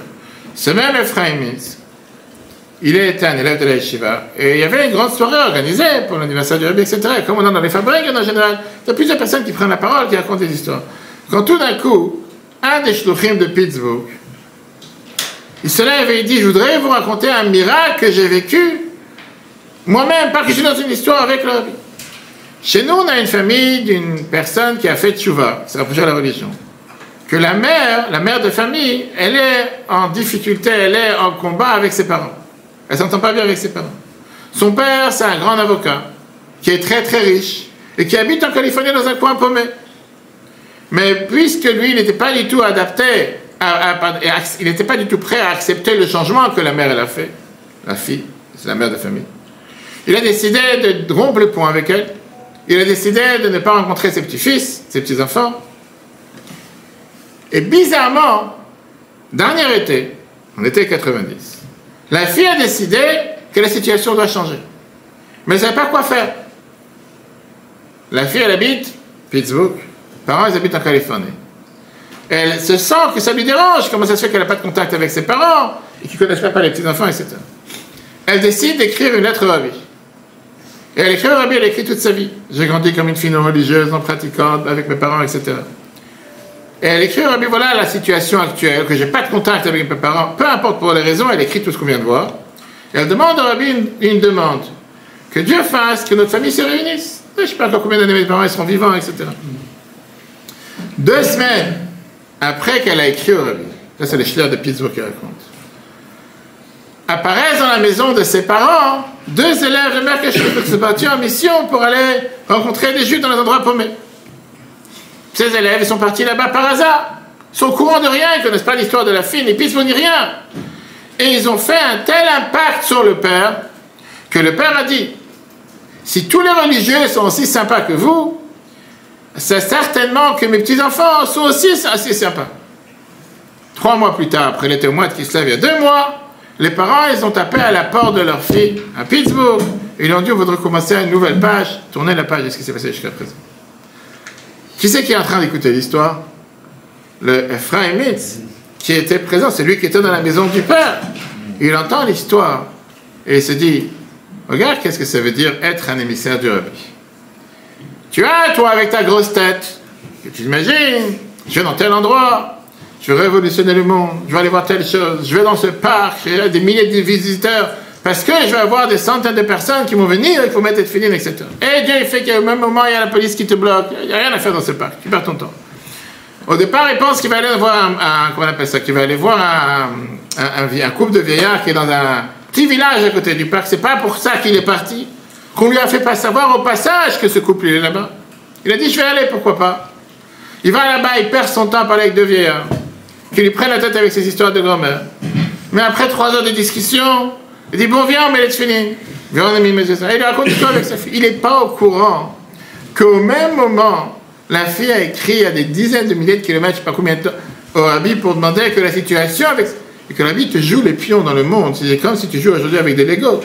Pour faire en sorte qu'au moment où cette fille est en train d'écrire au Rabbi qu'elle a besoin, qu'elle veut que ses parents se réconcilient avec eux, à le même instant, dans l'autre côté de la planète, Rabbi a déjà prévu que ces shluchim devaient aller arriver dans cette maison, parler avec ses parents, qui fait en sorte que 3 mois plus tard, ils se réunissent et surtout qu'ils se rapprochent à la région de tout ce qui en suit. Cette histoire, on peut la multiplier par 1000, des dizaines. J'en ai moi-même, je rencontre chaque fois un cinéma, tu rencontres un juif, tu devais aller voir son neshama, c'est sans fin. Mais ça montre encore une fois que quand tu as ce qu'on appelle cette neshama centrale, cette neshama générale, qui vient et qui s'inquiète pour le bien-être du peuple juif partout où il se trouve, de son vivant, et à plus forte raison aujourd'hui. La seule chose qu'on doit faire, c'est pas bloquer. Pas bloquer cette abondance de bénédiction, cette abondance de bonté qui existe du ciel pour chacun d'entre nous. On va voir 2 magnifiques vidéos. Une vidéo dans laquelle on voit comment Rabbi demande l'importance, de pas seulement écrire quand tout va bien, quand tout va mal, pardon, mais écrire quand tout va bien. Les gens ils ont toujours tendance à appeler M. le rabbin quand il y a quelque chose qui ne va pas. Mais écrire pour faire savoir des bonnes nouvelles, c'est aussi énormément important. Après ça, on va voir une magnifique lettre que Rabbi il écrit comment l'endroit du Ohel, c'est un endroit dans lequel se lie les liens entre le ciel et la terre. C'est un endroit que quand on va sur l'Ohel, on ressort une personne totalement différente. Rabbi l'écrit lui-même. Après ça, il avait écrit ça sur l'Ohel de son beau-père. Mais on voit ça à travers tous ceux qui sont partis prier sur l'Ohel du Rabbi. Et à la fin, on verra que parce que le Rabbi a demandé à chaque fois qu'il faut faire des choses concrètes, l'importance du chitot. L'importance d'apprendre tous les jours, comme on dit, que ça ne peut pas exister un jour qu'on ne lit pas la portion du Chumash, la portion de Tehillim et la portion du Tanya du jour. On va voir combien ça apporte de bien-être à la personne dans la parnassa, dans la santé et dans la vie tout court. Regardons déjà cette première vidéo. One day, I come into the Chabad house, and I see a couple, and they tell me that they have a daughter called Angela. She has, God forbid, 4 tumors in her head. She's an 11-and-a-half-year-old girl. They went all over to everybody. And they heard about the Rebbe. They came to me. So I sat down, I wrote a letter in English. I spoke perfect English, both people. And I gave them the letter to read, and they left. I sent the letter to the Rebbe the next day. After about a month, I come into the Beis Chabad, and I noticed that everybody who knew their story already was gathered around them, everybody smiling and happy. I went over quickly, I said, "What's new?" They said, "Rabbi, the great news. Angela's cured, she has nothing."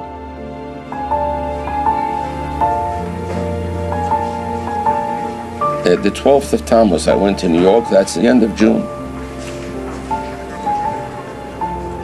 After the mincha, the afternoon prayers, Rabbi Groner came out running, looked for me, and said, "The Rebbe sent you out this piece of paper." A little piece of paper. I took a little piece of paper in my hand, and it was written there in Hebrew, "What's new with that girl? How is her progress?" I went into dig a hole there and bury myself. I saw I made a mistake. The Rebbe kept this girl on his mind from March till June. Why didn't I write the Rebbe the good news? I figure the Rebbe has so many hundreds of letters a day to open personally and read. The Rebbe saved this girl. He knows through different channels that the girl is okay. But it was a mistake. You have to tell the Rebbe good news. Schau, der Rebester hat gegeben Menschen als Schlichus zu ihnen.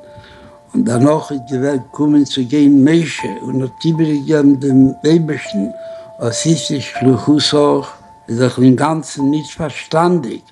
Menschen darf das gehen, sagen dem Rebesten, bei Dibur, schau, der Rebester weiß sich, als was tut sich Bichlal, Allah es kamen, bekamen, Menschen Abdei, was schienen mit der Beres, mit der Gereine, und beschaß gerät mit ihnen und hat sie übergegeben, weil der Rebester hat dann heißen übergegeben, die dämmelte Gewänsche Chine mit der Beres, mit der Gereine schon Mesche, Afal Pikein, Londach Tele der Cheres.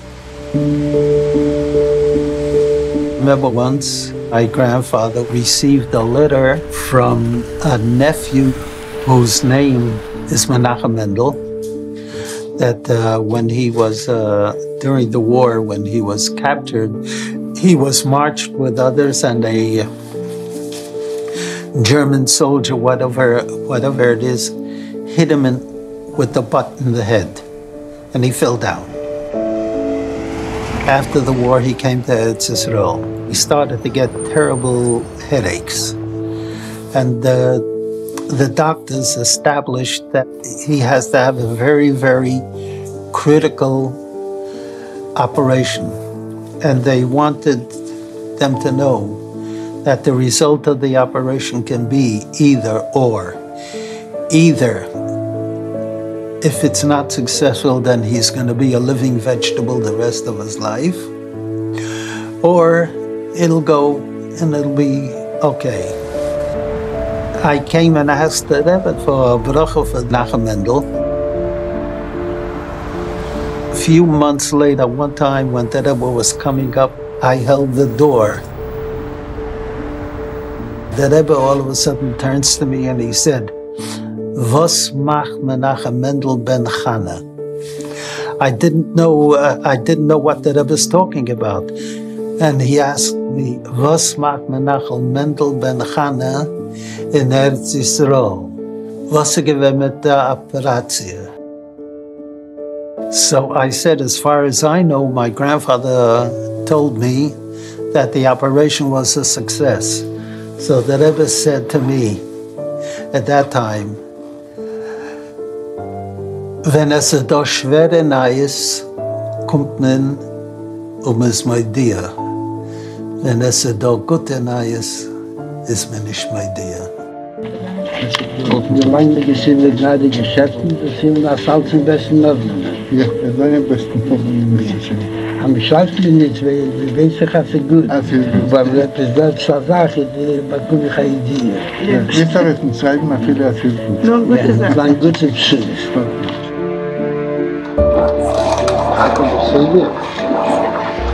Tak lembremos como está aqui na minha filha. Die Menschen Zeit zu kriegen. Ja, nicht im Summit, aber das voll Afrika. 3 years ago, you gave me a blessing for my son who was born, and he was born. Thank you very much. I very much bless you and thank you that you have turned me to the stage. Not everyone is doing so.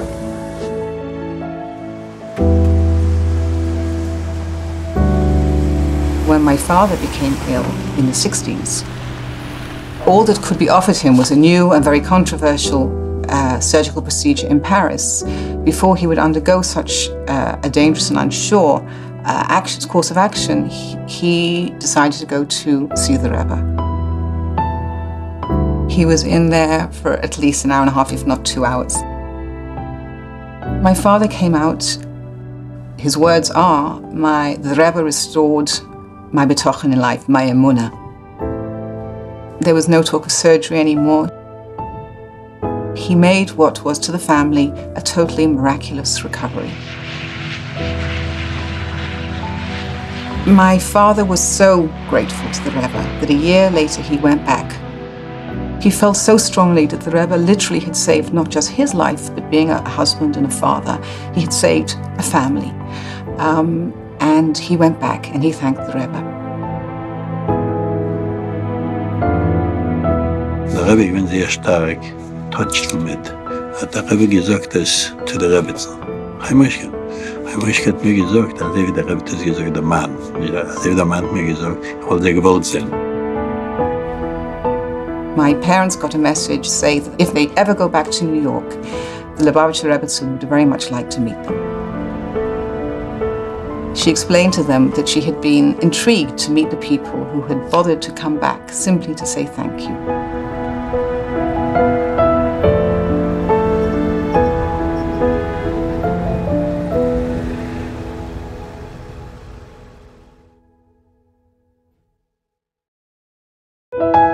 This production is made possible through the generosity of the members of the GEM Foundation.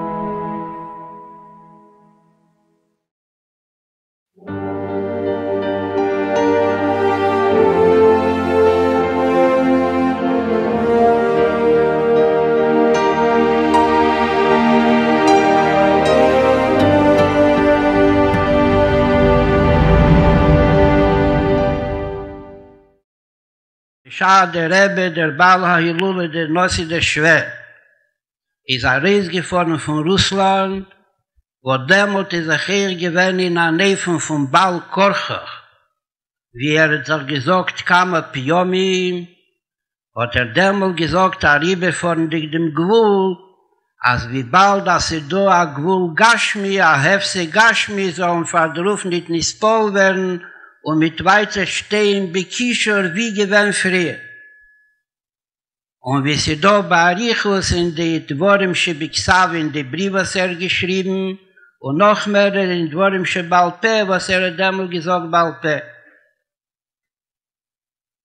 Bis wann nicht auf sehr viel, als nicht geblieben, mehr nicht wie in Union im Ruchnim, dort Kiyadu von Sipurim, von kamen Menschen wie Union, was haben sich auch getan.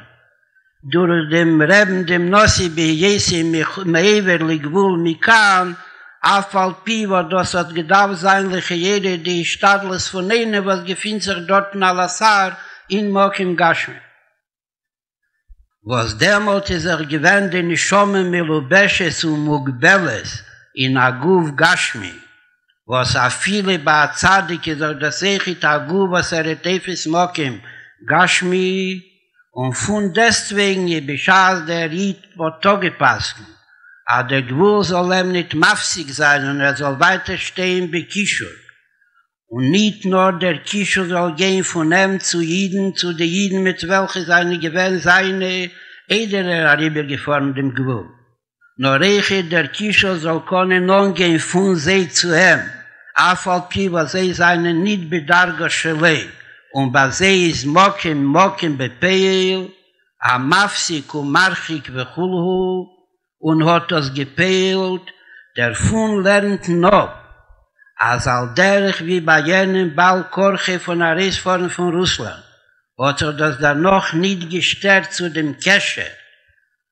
Nun, wie Koomor nicht nur von dem Leila Asher Gelchu Bidroche, nur reichit in der zweite Richtung bleiben von die, was gewollt haben, dem Kescher. I das gewähnt bei wie früher, wie Adra, aber noch bei Jesser Seis und bei Jesser Reis, und da sehe das Seichit bei dem Balkorchach von Loschen Amishne, was noch Balkorchach hat Chai. I das nicht, wie wir können sagen, wie der, was will gucken, mehr nicht, wie bei eine Bossar, und Bossar hat nicht nur Bossar Gashmi, nur Bossar Chumri. Als geworden has we Sholem Ahesfik vechulhu, nur dass Emed und Meshamesh ma kan ma shom af ata. Wo Azevis hat demot nicht gekonnt ufton, der Baal Korchach von dem Arishik und von dem Mokim Gashmi, in der zweiten Mokim Gashmi, Azei konnechit nicht ufton, der Baal Korchach in der Minen von der Hefsig Bishas allein hat gepasst, auf sich dem Dien, als Hefsig von der Gwul soll nicht mafsig sein, auf zu tun mit den Iden, weil welche hat Mechaner gewesen, welche hat aufgestellt und die, was will Mamschich sein, gehen bedroht. Was Lichiere wird zergleich die Kasche. Es ist auch die gewähne Sache, was hat getroffen mit 16 Jahren zurück. Und ist dabei gewesen und hat getan, kam in Jonim nicht nur wie der Nefesh Abamis hat gewollt. Nur echt kam in Jonim a Pirschul Chonorach, wo sie seine verbunden mit der Hefseg. Is Koomur kam a Piyomim, ade alle in Jonim stehen nicht nur Stamm in Tere und in Pnimis a Tere. Nur echt benigle de Tere. Is a dose der Linie, was beste Gemorre sagt, a Janke vlei Meis, fragt die Gemorre derselbe Kasche, wie chibi ich di chonto chontayo, wie sovdo savdayo. As a befehlischer Posik in Chumisch, as a gewen chonto chontayo, wie sovdo savdayo. Und nur der Kasche hat die Gemorre nicht charoten, sagt anders, nur die Gemorre verrennt für ta Yankiv Leemeis, Chosha viele Chonto Chantayo, wie Sovdo Savdayo, und das am meisten Emes, war man sehr steht in Tere. Mit was ist das die Gemorre Masbir, als ma Zari Bachai, maf Hu Bachai. Als eben nur Zari Bachai, is ota demot a filo as Chonto Chantayo, wie Sovdo Savdayo. Und das am meisten, was sie gewähnt beim Ziels. Und wie gerät früher, als es getan in Jonim, was al Pischul Chonoruch, is auch demut is Afuhu Bachai. Und davon lernt ob der Achreis, was liegt auf jeden. Als soll sein Zari Bachai nicht erschlafendike, wo das Achas Mishishim. Alachas kamen, wenn sie da mehrere von Shishim, dass er nicht nur Ayini, was er geht zu ihm, nicht nur Ayini, was er geht zu ihm, dass Ayini, was er geht zu dem, was auf ihm passt, und ob die Gemorre, als Hubachai. Was von was weiß man als Hubachai, bis der Zari Bachai. Comme je vous ai dit tout à l'heure, cette magnifique lettre. D'abord, je vais vous montrer c'est quoi. Tout le monde sait c'est quoi un chitat, tout le monde a reçu le chitat. Que la vie tenait l'importance de la voir, pas seulement dans la maison, dans la chambre, dans le bureau où on travaille, que ce soit dans la cuisine, pour que les plats sortent comme il faut avec la tzedaka, les enfants qui ont la propre chitat. Bien sûr aussi, comme on était là dans la voiture, comme on vient de voir, c'est pas que ça évite de recevoir des amendes avec des radars, mais en tout cas c'est une protection. Mais à part le fait d'avoir, ça c'est le livre de chitat où il y a le chumash, c'est l'imtania à l'intérieur, l'importance d'étudier tous les jours. Et aujourd'hui, on a tous les moyens possibles et imaginables. Personne ne peut dire qu'il n'a pas 10 minutes par jour pour apprendre la portion du chumash de la journée en hébreu ou en français, ou les deux ensemble. Les psaumes qu'on dit chaque jour, c'est environ 5 à 6 psaumes par jour. Le livre des psaumes est divisé en 150 psaumes sur 30 jours. Mis à part l'importance de dire le psaume de sa famille, de son proche, comme la Torah considère que dire son propre psaume et le psaume de ses enfants, c'est une garantie qu'ils ne vont pas dévier de la route et qu'ils ne vont pas faire des mauvaises choses. Mais c'est aussi l'importance de dire le psaume du Rabbi qu'on dit tous les jours. Le Rabbi a dit clairement le fait de dire le psaume d'un tzaddik, même après qu'il nous a quittés, on est attaché avec ce tzaddik. Et l'importance de dire le psaume, combien de temps ça prend? 5 minutes, 6 minutes. Quelqu'un peut lire en français ou en hébreu. Et après la portion de Tania. Aujourd'hui, on a les applications possibles dans toutes les langues. Mais c'est, comme j'ai dit, il n'y a pas une lettre presque, depuis le départ, depuis 1950, que le Rabbi n'arrête pas de demander à chacun qui demandait bénédiction.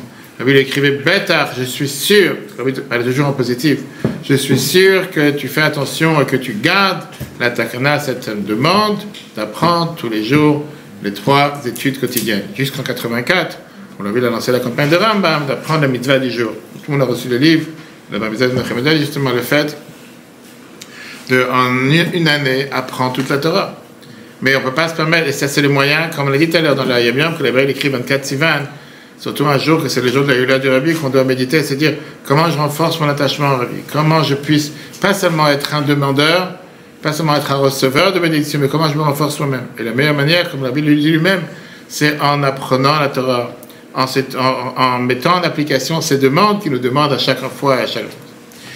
Terminons avec cette lettre, et après on verra justement les recommandations que le Rabbi a demandé en 1951, que faire le jour de la Yula du Rabbi. Comme on l'a dit tout à l'heure, un Rabbi c'est celui qui nous attache entre le ciel et la terre, le monde en haut et le monde en bas. où on le voit particulièrement dans le Ohel du Rabbi. On voit que le Ohel du Rabbi, jusqu'à nos jours, j'ai dit ce soir, j'ai dit demain j'aurai peut-être une vidéo aux gens, j'envoie chaque année des dizaines de milliers de personnes, 24 heures défilent. Tu vas à 3 heures du matin, 4 heures du matin, avec la chaleur qu'il fait en Amérique et l'humidité, tu ne peux pas rester plus de 2 minutes. Et depuis avant Shabbat, déjà, c'est dur. Et on est en plein juillet. C'est pas que le fait de voir toute l'année des centaines et des centaines de juifs comme non-juifs qui viennent tous les jours, qui viennent au dimanche, qui viennent au milieu. On a vu des fois, on a vu des heures pas possibles, 2 heures du matin, 5 heures du matin. Il n'y a pas d'heure, il n'y a pas de... Qui viennent prier. Encore une fois, ça fait 30 ans que ça monte de plus en plus. La seule explication à ça, c'est le Rabbi qui peut la donner. Le Rabbi l'a écrit. Le Rabbi a écrit une lettre au donateur qui a donné la possibilité de construire cette maison, cette maisonnette qui est autour du Ohel. On voit les photos des premières années. Il n'y avait pas toute cette maison, je ne sais pas comment on appelle ça, c'est pas un monument. Cette structure, exactement. Heureusement que tu es là, parce que tout le monde dort. Cette structure en béton qui est autour du Ohel. Et le Rabbi lui écrit, je traduis la lettre, le Rabbi écrit ça en anglais. Les tzadikim, comme tu sais, le Rabbi il est juste. Ils n'ont pas besoin qu'on leur fasse des monuments éternels. Monuments aux morts, comme les gens disent. Leurs actions, leurs bonnes actions, eux, ils sont éternels pendant toute leur vie et c'est ce qui est leur souvenir éternel. Néanmoins, pour nous qui sont restés à l'arrière, on est restés sur terre, et on n'a plus la possibilité de recevoir l'influence de sa présence physique, mais qui est claire de ce grand tzaddik, on a besoin d'avoir ce monument ou ce souvenir physique pour se rappeler l'impact et l'élévation spirituelle qu'on a reçue de ce saint Rabbi pendant son vivant. Le Ohel, qui est l'endroit qui se tient, justement, le Ohel, c'est cette tente, on appelle ça, qui se tient dans cet endroit saint où repose le corps du tzaddik. Et qu'à travers ses murs et son toit est entouré et enveloppe une partie de la neshama saint du tzaddik qui survole dans cet endroit, nous sépare du monde d'autour, élève tous ceux qui rentrent à l'intérieur, dans un autre monde, loin du monde problématique et avec les problèmes que nous avons tous les jours, à un endroit, à un enclave de sainteté qui réveille pas seulement cette admiration, cette ferveur quand on rentre dans cet endroit-là. Une fois, le Rabbi continue, c'est la lettre que le Rabbi dit mot par mot. Une fois qu'on rentre quelques instants dans cet endroit saint, on se trouve plein d'humilité, plein de tchouva, de retour vers Dieu, plein de réveil élevé, pour rajouter de la force et se renforcer dans cet héritage saint qu'il a laissé pour nous et pour continuer à aller dans le chemin que Dieu nous a montré. Il n'y a pas besoin d'avoir des mots qu'on dit nous-mêmes. Le Rabbi les écrit lui-même. Qu'est-ce qu'on ressent quand on se lève? Grâce à Dieu, au Rabat 77, depuis des années maintenant, on a la chance d'avoir des groupes annuels qui sont organisés. Pas seulement pour celui qui est déjà parti, même pour celui qui est surtout celui qui n'est pas encore parti. Le Rabbi, il accepte chacun comme il est, avec son tas, avec son bagage de soucis, de problèmes, d'erreurs. On fait tous des erreurs. Et alors? Mais quand on va prier sur le Ohel du Rabbi, on ressort une autre personne. Et comme je dis encore une fois, c'est pas un endroit touristique qu'il faut cocher la case. On est parti aux Tours Jumelles, on est parti à Empire State Building, on est parti à la tour de la Truie de la Liberté, et maintenant on est parti aussi au Ohel, on a pris une petite photo, par-ci, par-là, on ressort. Ça fait de la peine de voir que malheureusement il y a des gens qui ne sont pas préparés. Mais eux aussi, le Rabbi bénit. Mais de l'autre côté, quand on a la chance d'être préparé, avec les groupes qui sont organisés, avec les cours intenses, oui, je reconnais que c'est intense, on ne laisse pas les gens dormir, on ne laisse pas les gens se reposer, et tous ceux qui viennent, ils savent très bien que c'est intense. Au final, je veux te dire que tous ceux qui ont dit que ça allait être difficile, il n'y en a pas un qui est revenu amer. Il n'y en a pas un qui est revenu triste, à part Jean-Claude. En général, il n'y en a pas un qui est revenu triste. Après, j'essaie, il y en a qui se sont plaints, on a très peu dormi. Mais grâce à Dieu, on mange très bien. Et grâce à Dieu, on dort aussi. Et grâce à Dieu, on est dans un autre monde, on apprend différemment. Et je dis, c'est minimum une fois par an de lever sur les adieux. Terminons, chers amis, avec ce que la Bible nous a demandé de faire aujourd'hui. La Bible a écrit, c'était en 1951, Rosh Chodesh Shvat, juste 10 jours avant la première Iloula du Rabbi précédent. La Bible dit, puisque tout le monde demande comment se comporter ce jour-là, c'est quoi l'importance de ce jour, j'ai écrit ça dans les SMS que j'ai envoyé cet après-midi et le WhatsApp, que je renvoie encore demain. Le Shabbat d'avant, ça serait bien de monter à la Torah, d'allumer une veilleuse pendant les 24 heures qu'on a l'habitude d'allumer. Donc on rentre à la maison ce soir d'allumer une veilleuse. Pendant la prière, d'avoir 5 bougies allumées pendant celui qui est chazan. On a l'habitude que quelqu'un qui est endeuillé ou qui prie le jour d'un askir d'un parent, on allume 5 bougies devant le chazan parce que ça représente les 5 niveaux de la neshama qu'on a l'habitude de faire. Après la prière, celui qui est chazan, de prendre certaines mishnayot, de répéter une partie d'un discours que le Rabbi nous a enseigné le jour de son décès, de répéter si quelqu'un peut le faire par cœur, sinon de le dire à l'intérieur, après la prière du matin et l'après-midi. Apprendre un chapitre de Tanya le matin avant la tefila et la prière de Mincha. Et le plus important ce jour-là, de donner la tzedaka pour toutes les institutions qui sont en rapport avec le Rabbi, pour soi-même et pour chaque membre de sa famille, soit le matin avant la tefila et soit après Mincha. Et c'est pour ça que j'ai écrit l'idée dans multiple de 30. Parce que le Rabbi nous a montré qu'à chaque fois qu'il y avait un anniversaire rond ou un chiffre, quand c'était par exemple les 150 ans du Admour Azaken ou quoi que ce soit, le Rabbi rattachait toujours en faisant les choses en multiples du numéro ou du chiffre dans lequel on se trouve. Et puisque cette année c'est la 30e Ilula du Rabbi, donc c'est pour ça l'importance de donner des accords en multiples de 30. Alors ça peut être 30 centimes, ça peut être 30 euros, ça peut être 300, ça peut être 900, ça peut être 60. Mais encore une fois, on veut bénéficier à chaque fois que du vivant du Rabbi, chaque fois qu'on a envoyé une lettre au Rabbi, on avait l'habitude de donner des dmei pan. Dmei pan veut dire mettre à l'intérieur aussi de l'argent à la tzedaka, puisqu'on dit que chaque matin, quand on prie, on met une pièce à la tzedaka. Pourquoi c'est bien? C'est basé dans la Gemara. Que la Gemara, tu dis que Rabbi Eliezer, on a vu ça dans la Gemara il n'y a pas longtemps dans ma babatra qu'on apprend tous les jours. Yaïf pruta l'année vada matzli. Il avait l'habitude de donner une pièce à un pauvre avant de prier et après prier. C'est quoi l'idée?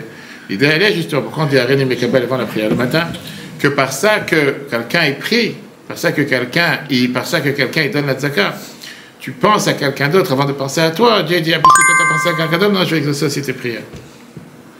Ça, c'est ce que la Bible demande de le partager, encore une fois. C'est le jour le plus propice de l'année pour recevoir ces bénédictions. Et après, la Bible dit, après la prière du matin, d'écrire une lettre. On puisse la transmettre le jour même au Rabbi. Celui qui a eu la chance d'entrer dans l'audience privée chez le Rabbi, qu'il visionne dans sa tête comment il voyait le Rabbi quand il est passé au-delà du dimanche, je crois que ce soit. Et celui qui n'a pas eu la chance de voir. Aujourd'hui, on peut voir des vidéos, on peut voir des photos, on peut voir, s'imaginer comme si on parle au Rabbi. Et après, d'envoyer cette lettre, qu'elle soit lue le jour même sur le OL du Rabbi. Parce qu'à l'époque, en 1950, c'était pas facile à faire, il n'y avait pas de OL, il n'y avait pas de fax ou email. Aujourd'hui, on a la facilité que, et comme vous avez tous vu, que chaque demi-heure, et je pense qu'aujourd'hui c'est un peu plus rapide, tous des tas et des tas de papiers qui viennent du bureau, ils sont transmis sur le OL directement, tout est transmis, le Rabbi sait comment répondre. On a l'habitude d'apprendre aussi les Mishnayot pendant les 24 heures qui sont avec le nom du Rabbi, première lettre, et de faire une réunion chassidique comme on l'a fait ce soir, et de fixer un moment d'expliquer quel était le travail du Rabbi de son vivant, et surtout l'amour qu'il avait pour chacun. Et le Rabbi rappelle l'importance d'expliquer son amour pour chaque juif, et sa takana se demande de lire le Tehillim, le Chumash et le Tanya qui est adapté pour tous les jours, ce qu'on vient de voir par rapport au Chitat, de visiter les jeunes et de renforcer même les endroits où il y a des jeunes qui ne sont pas encore religieux, pas pratiquants, et leur expliquer cet amour que le Rabbi précédent il avait pour eux, un peu faisant avec nous le Rabbi, et qu'au final chacun que le Rabbi avait l'espoir et la certitude en chacun d'entre eux qui vont remplir leur rôle pour renforcer le judaïsme dans le monde entier. Chers amis, en ce grand jour de la Hula du Rabbi, que Dieu fasse qu'on puisse mériter toutes ces bénédictions. Tout d'abord, qu'on mérite ces bénédictions pour nos frères et sœurs en Israël, que nos soldats réussissent à éradiquer les forces du mal, que les otages reviennent, 116 otages qui sont encore présents, que les blessés guérissent, que Dieu fasse qu'on n'entende que des bonnes nouvelles. Et pour ne pas dire un mot sur hier soir, dans notre cher pays, la France, ne pas oublier que c'est Dieu qui dirige le monde, c'est Dieu qui dirige la planète, c'est pas tel ou tel. C'est pas telle ou telle personne. Nous sommes que des pions dans cette planète. Nous, on a le devoir de faire ce que Dieu demande de nous. Laissons à Dieu diriger le monde comme il le souhaite. Et je vous garantis que jusqu'à présent, il n'a pas fait des faux pas. Que Dieu fasse, qu'on puisse mériter en ce grand jour de la Hula du Rabbi de recevoir toutes ces bénédictions. Le cours en replay sur Torah.fr. Et si Dieu veut, à la semaine prochaine, et qu'encore demain, comme la ville avait l'habitude de dire que le jour de la Hula du Rabbi, on se revoit avec le Rabbi, matériellement, avec la venue de Mashiach.